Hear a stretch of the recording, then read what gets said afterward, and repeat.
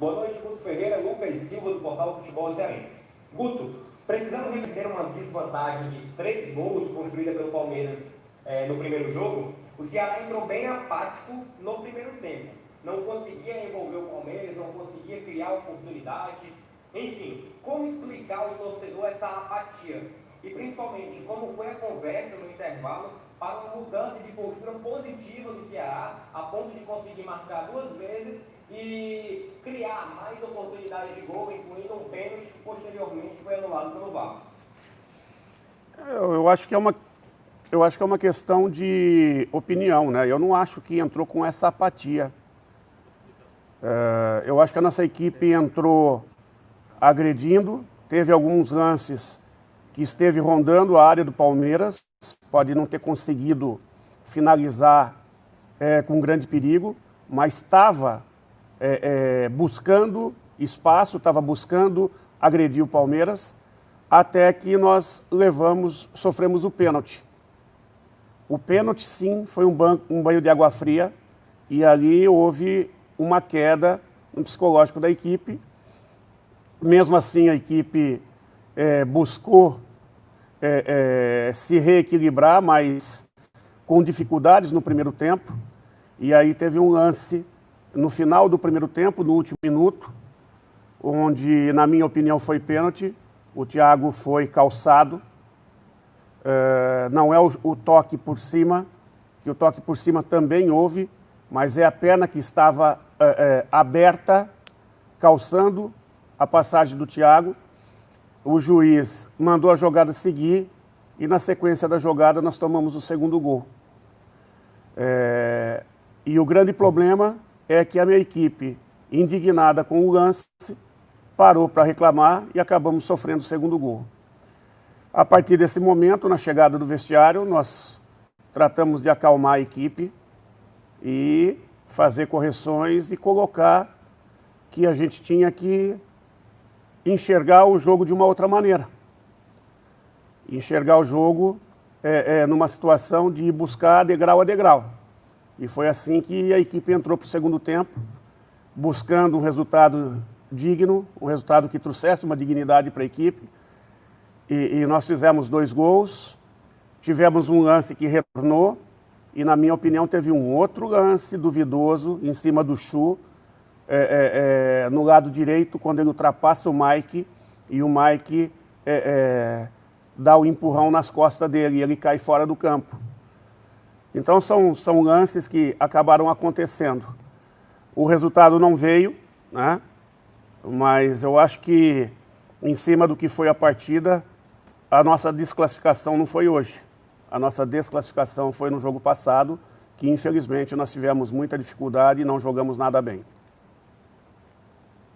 Boa noite, Guto Ferreira, da Luiz da Rádio Verdes Mares, a Verdinha 810. A partir de agora, o que é que você projeta para a tua equipe, para o teu time, na temporada, na sequência? Agora só resta o Brasileirão, depois dessa eliminação aí da Copa do Brasil, nesta edição de 2020. Queria que você falasse um pouquinho do que você está projetando, dando minutagem a alguns jogadores aí, que pelo menos hoje o Lima foi um jogador importante, principalmente no segundo tempo da tua equipe. Queria que você pontuasse algumas situações de minutagem desses jogadores que você vai oportunizando na tua equipe aí para a sequência agora da temporada, somente com o Brasileirão pela frente. Obrigado. Tem jogadores que estão crescendo, outros jogadores estão tendo algumas dificuldades, e a gente vai buscando, para o momento, aqueles que estão melhor, que consiga dar um encaixe positivo à equipe, que dê à equipe uma postura bastante competitiva e que possa somar os pontos que a gente necessita para, num primeiro momento, buscar a manutenção e, no segundo momento, buscar uma situação de sul-americana. A gente não deixa de pensar, de focar nisso, né? E esse é o objetivo principal. Deixando bem claro de antemão que a nossa saída da Copa do Brasil, a gente não atingiu o que gostaríamos, mas saímos dignos, de cabeça erguida, entre os 8 primeiros, na frente de muitos clubes com investimento muito maior que o nosso e com uma única derrota na competição. Então eu acho que E isso mostra que a equipe vem com todas as dificuldades de ser a equipe que mais jogou pós-pandemia. Hoje nós completamos o 38º jogo e a equipe vem batalhando, vem guerreando, né? Às vezes fica difícil de manter uma qualidade tão alta com tantos jogos. Mas a equipe não deixa de lutar, de guerrear, né? E agora com um calendário que tende a ficar um pouquinho melhor, com uma outra semana aí cheia, né? Nos jogos que tiver de Copa do Brasil, de repente a gente vai ter condições de estar trabalhando, o que até agora a gente praticamente não teve muita chance de trabalhar. Boa noite, Guto. Breno Rebouças, do Jornal O Povo. Nos últimos 3 jogos, ela tomou 9 gols. São uma média de 3 gols a cada jogo, né, nos últimos 3. E a gente só consegue ver os jogos, a gente só vê os treinos até por conta dos protocolos do Covid, né? Não dá para a gente acompanhar os treinamentos diários.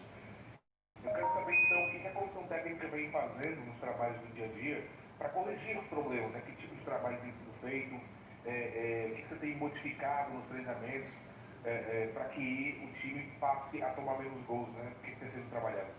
Eu acho que hoje, né, se tratando de hoje, nos outros jogos, eu assumo todos os gols, sim, que nós tivemos 2 partidas que nós ficamos muito aquém, principalmente a partida do Grêmio, nós tivemos muitos erros, a partida do Palmeiras também, né? Mas esse aqui, eu vou trabalhar o quê com eles? Eu tenho que trazer um pouco mais de calma, né? No pênalti que foi marcado, a defesa estava totalmente posicionada, e aí, infelizmente, numa busca da bola, o juiz acabou interpretando que houve o pênalti. E no outro lance, a nossa defesa parou, foi ao ataque para tentar fazer o gol num escanteio, e sofreu um pênalti que o juiz não deu e a defesa parou para reclamar. O que eu estou orientando é que, indiferente do que possa acontecer, né, que não pare. Porque não é questão de posicionamento, não é questão de nada, é questão de parou e eles seguiram com o lance e o juiz deu vantagem. Então a gente tem que analisar cada gol que a gente toma, o porquê que aconteceu e como aconteceu. E isso a gente tem analisado. Se vocês notaram, já houve mudanças de comportamento na partida de hoje. Olá, Guto. Boa noite. Aqui é Gerson Barbosa da Rádio Povo CBN, cara. Tudo bem? Prazer estar falando contigo. Então, Guto, você falou na coletiva passada que para o que o Ceará busca na temporada, o time tem um bom elenco, né? O que é essa busca do Ceará? O que é esse objetivo do Ceará? É uma vaga na Sul-Americana ou apenas uma permanência na Série A? E em cima disso, você acha que para buscar esse algo a mais, nessa Sul-Americana, um campeonato, uma permanência mais tranquila, você acha que o Ceará precisa de mais algumas contratações? Acha que até sexta-feira devemos ter um ou outro jogador anunciado pelo Ceará? Cara, eu não vou criar expectativa. Eu só posso dizer que a direção está trabalhando, né? Em momento algum deixou de trabalhar e eu continuo com o mesmo discurso. Se a direção encontrar um jogador que possa agregar valor ao plantel, será bem-vindo. O que não pode é trazer um jogador para fazer número. Olá, Guto. Gerson Barbosa aqui da Rádio. Danilo Queiroz, futebolês, Sistema Jangadeiro. Guto Ferreira, a Copa do Brasil hoje termina para o Ceará com 10 jogos, 6 vitórias, 3 empates e 1 derrota. Queria que você fizesse uma avaliação da participação do Ceará na Copa do Brasil, nem todos os jogos sob seu comando, mas acho que a reta final, principalmente os jogos mais difíceis, os confrontos complicados, com você já no comando da equipe do Ceará, queria que você avaliasse então essa Copa do Brasil do Ceará Sporting Clube, que fica nas quartas de final da competição. Obrigado. Em relação à minha participação, eu saio com 4 vitórias, 1 empate e 1 derrota. 2 empates. Não, eu... Verdade. 2 empates e 1 derrota, verdade. Desculpe. Eu avalio uma participação para o modelo da Copa do Brasil de hoje bastante qualificado. Porque você chegar na Copa do Brasil, do jeito que está a Copa do Brasil, onde as equipes que disputam as grandes competições entram numa fase mais avançada, né? E até então com mais datas, enfim, com uma série de situações, porque muitas vezes você pegar campos difíceis, pegar equipes difíceis também pode atrapalhar e muitas equipes ficar pelo caminho. Haja vista que vários que não estão disputando as grandes competições ficaram pelo caminho. E mesmo equipes que, de repente, poderiam, nesse momento, estar disputando uma Libertadores, ficaram pelo caminho, né? Então, não é fácil chegar até onde se chegou o Ceará. É lógico que a gente queria fazer como fizeram outras equipes do Ceará, né? Inclusive, uma delas que chegou à final. Isso aí é o sonho de todo mundo. Várias vezes que chegou, acho que três vezes chegou à quarta de final, se eu não estiver errado. Mais, quarta mais. Foram 6 vezes. A semifinal foram 2 vezes. Então eu acho que mostra que o Ceará é uma equipe copeira. E por ser uma equipe copeira, nesta fórmula nova, eu acho que é o melhor resultado do Ceará neste momento, nessa fórmula nova, se eu não estiver errado. Que essa fórmula vem de 3 ou 4 anos para cá. É isso? Então é o melhor resultado do Ceará. É o Ceará tentando resgatar esse espírito copeiro dele. Então, lógico que eu queria muito mais, mas eu posso levantar a cabeça e dizer que o Ceará fez uma campanha digna e que a equipe do Ceará jogou com bastante vontade, com bastante disposição e é digno de terminar entre os 8. Boa noite, Guto Ferreira, Pedro Cavalcante, Portal Esporte News Mundo. Guto, hoje você usou o Fernando Sobral como volante, que é algo que você já vinha fazendo no decorrer de partidas anteriores. Eu gostaria de saber se é algo que você quer fazer com mais frequência, usá-lo como volante, ou se foi apenas por uma questão de necessidade. E também queria que você fizesse uma avaliação da partida do Sobral no jogo de hoje. Obrigado. Na realidade, o Sobral ele tem facilidade de jogar como um terceiro homem, como a gente tem feito quando coloca ele mais aberto, né? E ele faz um terceiro homem de meio campo, ele vem para dentro para fechar, vem dar mais sustentação à nossa defesa. E hoje eu ele um pouquinho mais atrás na primeira função, no primeiro tempo e até no segundo tempo, quando eu botei o Fabinho. Eu pus ele na primeira função. Em alguns momentos, depois da hora que eu tirei ele, aí o Fabinho veio para a primeira função. Ele é um jogador de muita força, de muito deslocamento e o principal, é um jogador que tem muita proteção de bola. E na saída tem assumido esse corpo a corpo e hoje ele conseguiu muitas e muitas vezes fazer a saída de bola um pouco mais tranquila da equipe. Isso que a gente buscava quando trouxe ele para dentro. E na necessidade de se ganhar a partida, de ter um time muito mais ofensivo, com a entrada do Leandro agredindo pela direita e o Lima pela esquerda.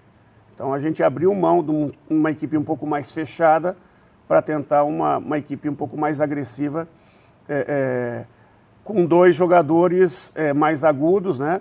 O Lima com uma qualidade de meia, que alterna meia atacante, e o Leandro, que é praticamente um atacante.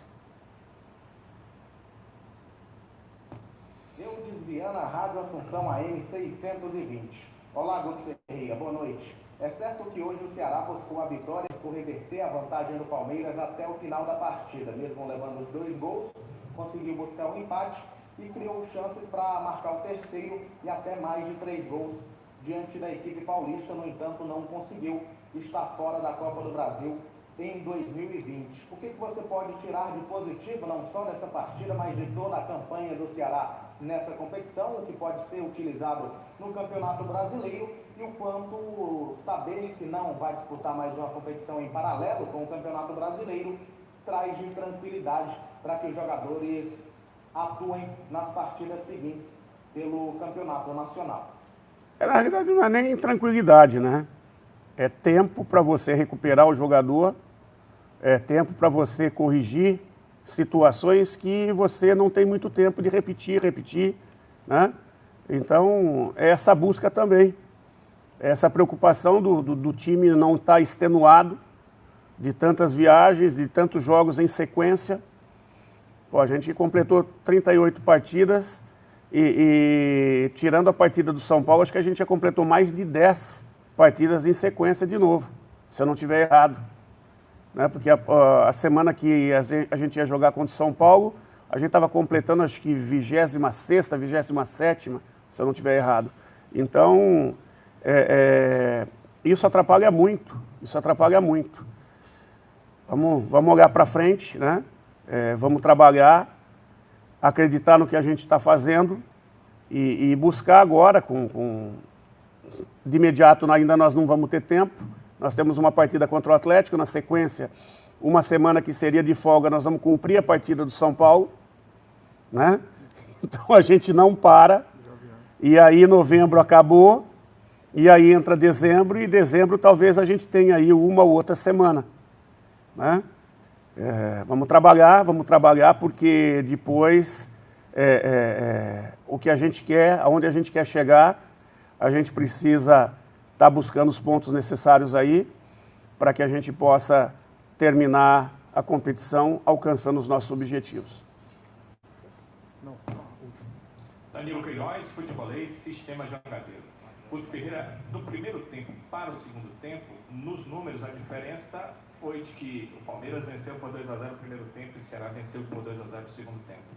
Mas também na forma de jogar das equipes a gente viu toda a diferença. O que mudou no seu time? Você teve o momento de vestiário, de conversa dos atletas, fez também alteração no início e durante o segundo tempo. O que mudou no teu time na segunda etapa para que a equipe tivesse os 2 gols, algumas outras oportunidades até de virar e de vencer o jogo e fizesse uma partida totalmente diferente em relação ao primeiro tempo de jogo?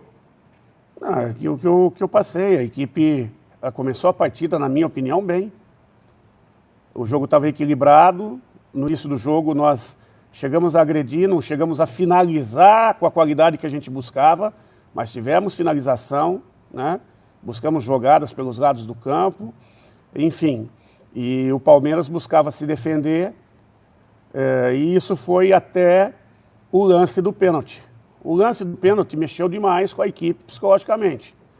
E aí foi o momento que o Palmeiras cresceu na partida e nós tivemos dificuldade. Aí a nossa equipe foi retomando, e aí houve um escanteio no último minuto antes do gol deles, do segundo gol deles, onde existe uma falta, na minha opinião, eu revi o lance, existe uma falta onde o Patrick de Paula, ele calça, ele bota a perna na frente, a perna dele está mais aberta do que o normal, ele abre a perna e calça o Thiago. Se ele tivesse correndo normal e fosse só um movimento de braço, não teria o que reclamar. O detalhe é que teve o movimento de braço e teve a perna mais aberta do que o normal, onde existe o calço e o Thiago cai. E aí a equipe foi toda para cima do árbitro, né? E o árbitro mandou o lance seguir e nós tomamos o segundo gol. Então a gente sai com 2-0 no placar, achando que a gente fez um péssimo primeiro tempo. Um péssimo primeiro tempo, onde a gente, até o lance do pênalti, a gente não estava mal, estava um jogo equilibrado. Nós tivemos ali 15, 20 minutos onde nós estivemos abaixo. E o segundo tempo, o que nós conversamos foi acalmando a equipe, pedindo para a equipe não conversar mais com a arbitragem, não falar mais com a arbitragem, não reclamar mais da arbitragem, que isso estava fazendo com que muitos lances a equipe parasse no lance, né? E aí a equipe se acalmou, foi buscar várias situações, conseguiu 2 gols, e aí houve um pênalti que foi marcado e voltado atrás, mais um, né, contra o Palmeiras, o segundo, na mesma condição que o VAR trava, né?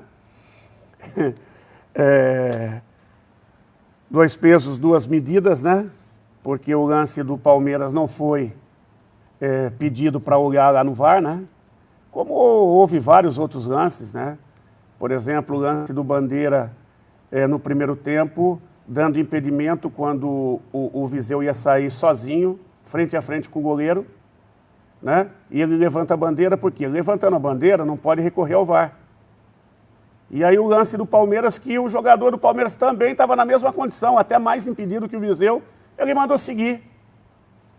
Ele mandou seguir, aí a hora que o Praz defendeu a bola, ou não sei se foi o Praz ou o nosso Praz defendeu a bola, aí ele levanta o impedimento. Por que dois pesos e duas medidas? Né? Então, não cabe aqui eu reclamar. Nós perdemos a classificação não nesse jogo, no jogo passado, e nós fomos muito mal. E a gente assume tudo isso. Mas a indignação da equipe dentro de campo passa muito por essa interpretação, né? Essa interpretação. O lance do primeiro tempo, o Palmeiras não teria feito o segundo gol e a gente teria condições de fazer o primeiro nosso. E viraria o primeiro tempo 1-1. Então são situações que aí já passou, não vai voltar atrás, né? E não adianta a gente ficar reclamando. A gente tem que olhar para frente, que nós temos uma competição importante. Mas, como eu digo sempre, né? Enquanto o VAR for dessa maneira, não vai ajudar nada o futebol.